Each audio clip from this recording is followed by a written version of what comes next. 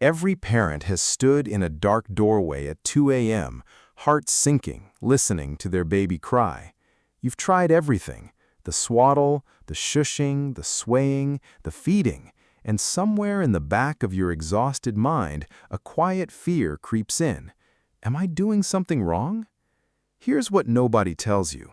Sleep, for a baby, is not just about being tired. It's not about the right mattress or the right sound machine or the right routine, though those things matter. It goes much deeper than that. Sleep, for your baby's brain, is actually a biological signal, and whether your baby receives it peacefully or fights it with every ounce of their tiny body depends on something that happens long before you ever dim the lights. Researchers at Harvard's Center on the Developing Child have spent decades studying what happens inside a baby's nervous system in the hours before sleep. What they found changed the way pediatric sleep science looks at nighttime entirely.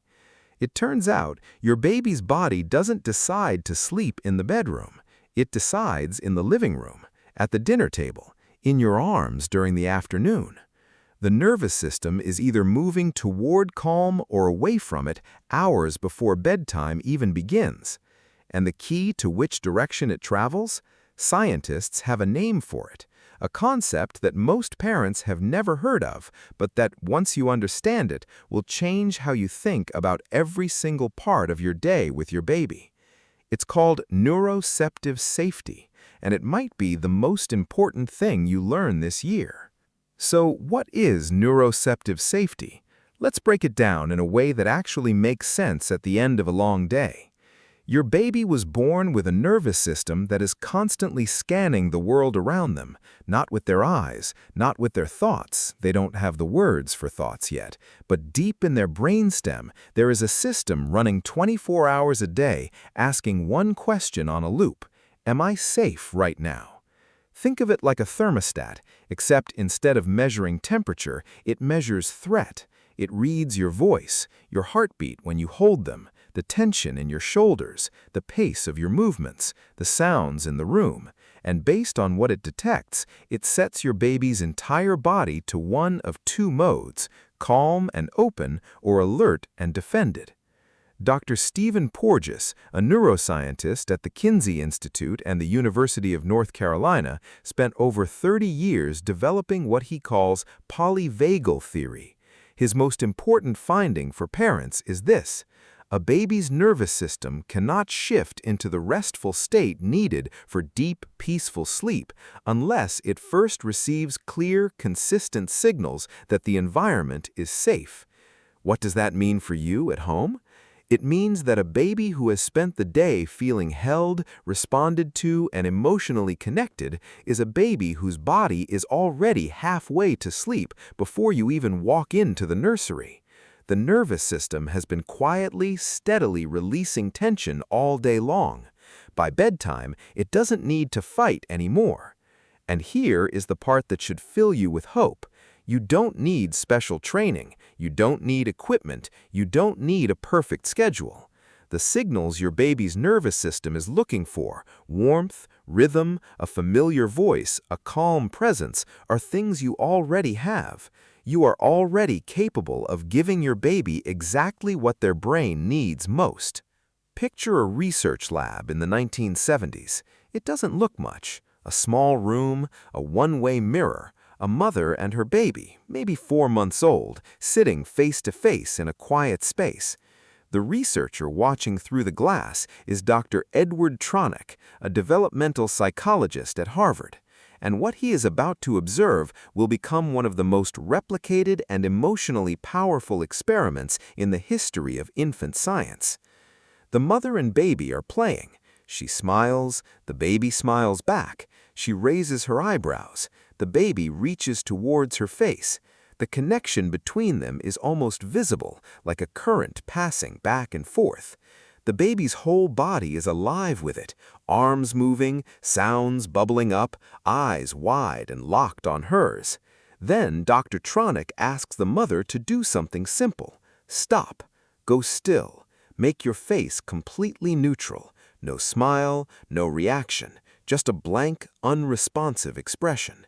Within seconds, the baby notices. She tries again, a bigger smile, a sound, a reach.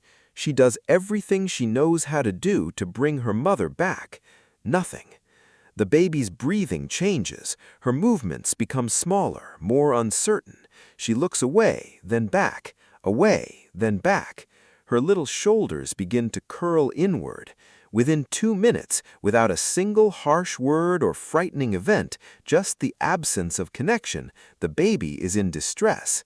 Then the mother smiles again, and within moments the baby begins to return, slowly, tentatively, but she comes back. Dr. Tronick called this the still face experiment, and what it showed was something profound.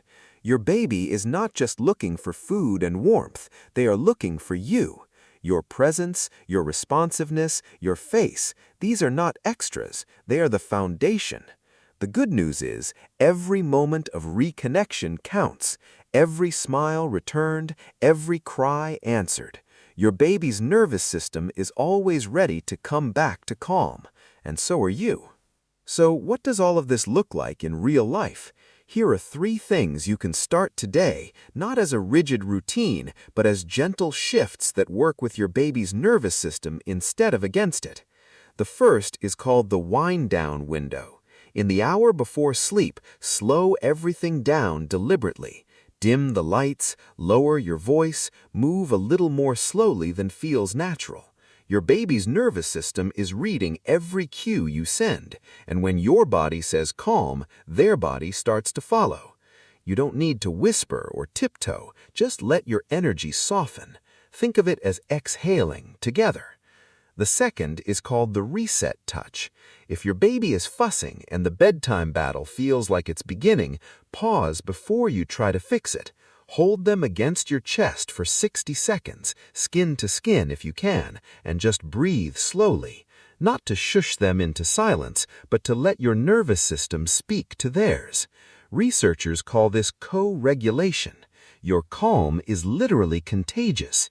Your heartbeat is one of the most powerful sleep signals your baby has ever known. And the third is called the goodbye ritual. Babies don't understand clocks, but they understand patterns.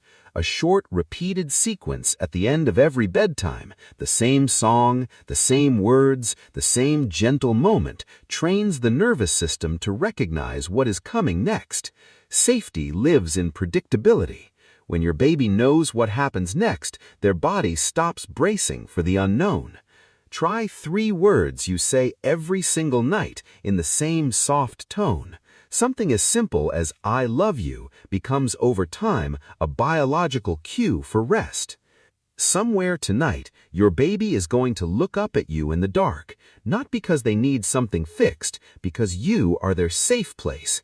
You are the signal their nervous system has been searching for since the moment they were born. That is not small thing. That is everything. You showed up today to learn something that could change your nights and deepen your bond with your child. That matters more than you know. And the one thing to carry with you from this video is simply this: peaceful sleep begins with feeling safe, and you are the safest thing in your baby's world. If this gave you something useful, share it with another parent who's standing in that dark doorway tonight wondering what they're missing. And if you want more science like this, research that actually helps you understand your baby, delivered in a way that respects your time and your heart, subscribe to this channel. There is so much to explore together, one discovery at a time. Because the more you understand your baby's world, the more connected you both become. And that connection, that's where everything good begins.